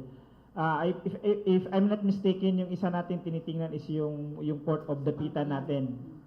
Yung Port of Dapitan dahil nandiyan kasi ang thoroughfare natin, aros every hour na ngayon na yung biyahe din ng kuan. So yun ang isang tinitingnan natin na kaya yung supply natin ng drugs dito sa Zamboanga del Norte, meron pa rin pero konti na lang siya compared with the previous year. Kaysa nung totally noon nung hindi pa nag-declare yung president natin na strict implementation on the war on drugs. Okay, confirmation lang. Totoo ba yung sa roads, drug roads, rota dito sa Zamboanga del Norte, yung pantalan at saka yung sa transportation land? Agent Abindan, please. Actually, may nahuli na kami dyan sa port, galing sa Cebu yung item, last December at saka this year, na yung sa December marijuana, yung January yata rin, February, galing Cebu 50 grams, galing sa jail din sa Cebu, yung item. Bakit minsan na kailan repeatan? May port dito sa Dipolog. I am a counselor, pero I am also concerned about this. What did you observe? Wala bang talagang dito sa Dipolog? Wala dito ganito? Let me continue, sir. Tapos yung kaya nung nagkaroon ng pattern ba na yung item dumadaan dyan sa port sa Dapitan coming from Cebu according sa interview namin sa arrested person namin. So what we conduct is nakipag-coordinate ako kay PM, kay port manager ng Dapitan. sabi naman, very cooperative naman si PM sa PIDEA. So, bibigyan kami doon ng office para ma-monitor. At fortunately, magkakaroon na ng vehicle x-ray. Para kahit sa tao kasi, dito sa Dipolog, i-work out pa namin dito sa Dipolog. At saka ito yung update. Magkakaroon kami ng office, Seaport Interdiction Unit, with the help of course ng PNP, lahat ng ng unit, yung law enforcement na para maraming tao ba, headed by PIDEA. Tapos syempre yung support din ng PPA. Tapos magkakaroon na ng vehicle x-ray nga. Tapos yung isa pang x-ray na sa tao na makita talaga yung sa loob. Kasi minsan nag-try kami doon, may nakalusot din na drugs. Nag-exercise kami. May Tapos yun nga sir, hindi ko naman pag-ano sa dapitan kasi ginagawa naman lahat sa dapitan para mawala yung drugs. Nagkataon lang talaga na may port. So doon dumadaan, doon nahuli, wala tayong magagawa. Kaya para yung preventive measure na lang doon, lalagyan ng opisina para doon mismo kami tatao sa port para lahat ng incoming masala namin. How about Dipolog ba? Wala How kayong about concept Dipolog? Ngayon nga kasi underman kami, kaya nga we are currently hiring PDEA agents para dito naman sa maano yung tao. Kasi actually may mga tao na kami dito ngayon sa Dipolog, kukunti nga lang kami. Pito lang kami dito buong Zamboanga. Hindi kayo request ng X-ray also? Meron, sir? X-ray. Dito, i-workout pa namin dito sa Dipolog. Pagkatapos namin doon sa Dapitan, dito naman sa Dipolog. Kasi, actually, sinabay nga namin eh. Yung kasi may official man doon na para daw ko doon Dipolog, dito gano'n. May, dimension. Kaya nga, I am very concerned about this. Kaya I don't want nga yung Dipolog namin ito para target sa mga ibang mga politiko dito na bagsakan daw ko walang kulang ang facilities sa makalusot. I-workout namin yan. Lahat ng entry points, sisikapin namin yan. Kaya nga, sabi ko, underman kami, kaya naghihingi kami ng tulong sa ibang law enforcement na tulungan kami in terms of manpower. So far, tinutulungan naman kami, lalo na yung sa PNP. At saka yung maritime, tinutulungan kami. We are running out of time. One quick question, please. And then final question to BGP. Sige. Kay bahin anang sa dapitan og Dipolog, i-compare mo lahi-lahi mo ng traffic sa barko usar go dire. Dapitan daghang kay mudunggo diha. Then another, when you say illegal drugs, karon pinag-usapan natin, we're only talking about shabu. Diba? Shabu yun particularly. How about other illegal drugs like ecstasy, marijuana? May incident ba yan dito? Ano? Kasama na? Lahat yan. Agent pa rin. May incident na nahuli. Ecstasy, marijuana? Yung marijuana, sir, nakakuha kami, sir. Sa lokal? Sa lokal. Galing sa ibang lugar? Galing ng Cebu nga, sir. Noong December. Okay. Last question talaga. Sa BGMP, how about the fundings of the inmates? Okay lang yung mga pagkain nila and then the cleanliness of the surroundings? Kasi parang sabi nila, parang hindi, parang hindi rehabilitation center. Ma'am Cathy? Actually, ma'am, gamay lang jud ang sa pagkaon sa mga preso, ma'am. Pero as much as we could, among ihatag sa ilang nutritious food sama sa mga utan, sa mga utan, basta kuan man barato pero masustansya. And then, as of the cleanliness, ma'am, mao na ako number 1 policy sa ako ang jail nga dapat kasi babae mi tanan dapat ang among AOR dapat limpyo kay one way na siya makakuan sa personality sa sa babae. So nagkuan man mi dito mga plans, nagtanong mi. Yes, comment daw. Kaya mo ko na for sa sayop na. Kay makadungog tuo ba duro may makinti diha nga na preso. Unya makabuhi na siya. Mukumit ka po sa crime, gano'n man, gwapong pagkaon dito. Isa mas mahal pa dito sa prisuan, sa gwapong pagkaon, isa mo, kulang kaya pagkaon, balik-balik sila. I think that is your question. Kaya makadungog niya ito mga kuwan, balik-balik ito kung mga kliyente. Okay, we have no more time. I'm sorry guys, ha? So, mga ilang parting words and statements, ikan sa ito mga bisita karong butaga. Okay, we'll start off with SJO to Mary Flor Montifalcon. Ma'am, sir, dahil salamat sa baga. Nakapamatik og daghan kayong mga ideas sa mga kuan. Okay, SJO4, Catherine Bungabong. I thank you kay ma'am sa opportunity. We'll do it again, ha? Yes, ma'am. At least na-discuss na mo ang amo apong ano sa amo ang activity sa jail namo. Thank you, ma'am. Thank you so much for coming. PCI Said Indanan from the ZNPPO, please. Yes, ma'am. Sa ngalan sa atong Chief PCRB, Police Superintendent Charis Yabu. Of course, atong acting provincial director, no other than Michael Makapagal. The PCRB will be celebrating 23rd Police Community Relations Month, culminating ceremony with the team. Tapat na serbisyo at paglilingkod ng kapulisan, kaagapay ang mamamayan hatid ay kaunlaran with our guest speaker, Dr. Cesar C. Bala, guest honorary speaker. Tomorrow, maybe tomorrow, ma'am. And also, the PCR Month Celebration awardee, ma'am. Allow me to mention this, ma'am. Plaque of recognition. Dr. Rady Aziz Imli, Basili Sabina Silin, Thaddeus A. Montano, Juan Wing Si Huang, Engineer Rolando A. Soliva, Maria Paz Galan Daro, also Godofredo Y. Oy, Leonor Pinky Ravino, yes ma'am. Also I am moral spiritual advisor of Pastor H.G. C. Buagas, Dipolog Bible Community Church. Also Pastor Vicente Barbarona Jr.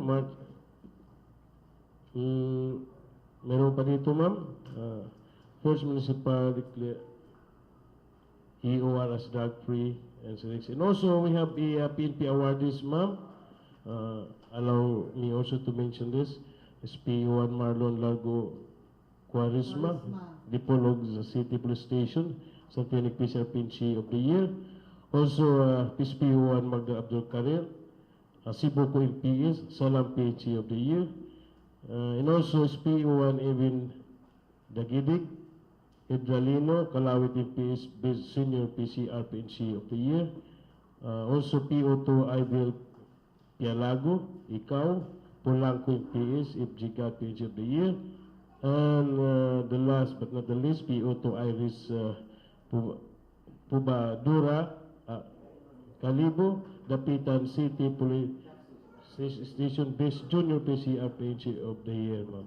So thank you very much, ma'am. Thank you very much. Okay, you're very much welcome. And last but not the least, from the ZNPPO, Police Superintendent Jaime Barredo, please.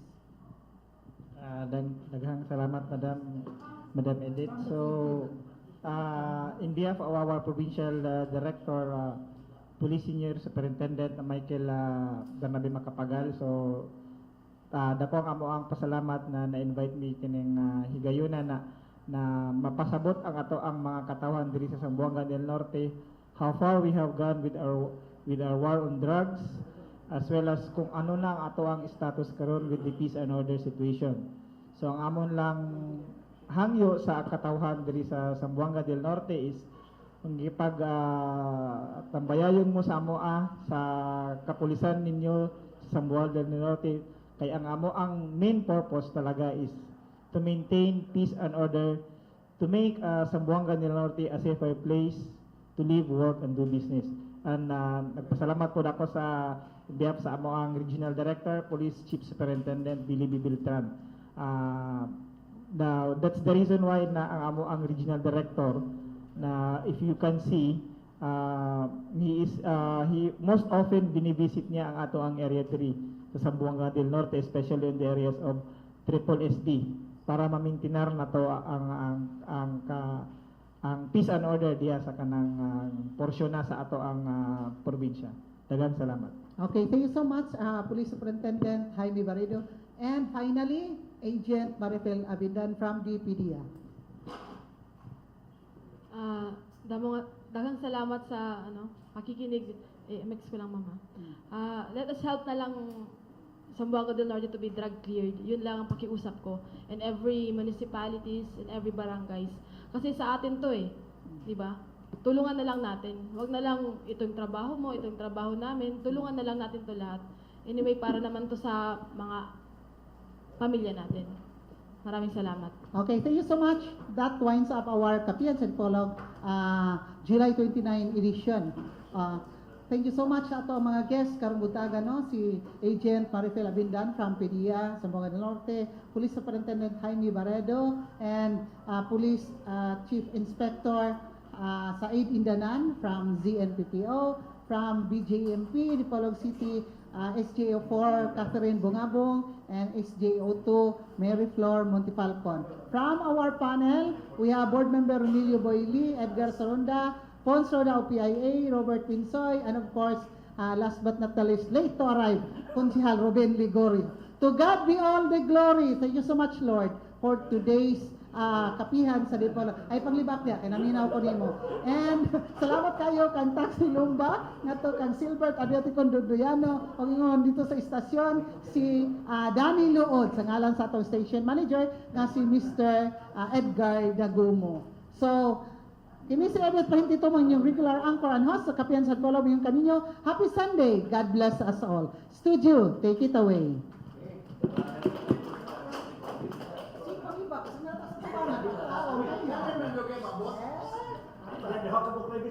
User yang sembunyian.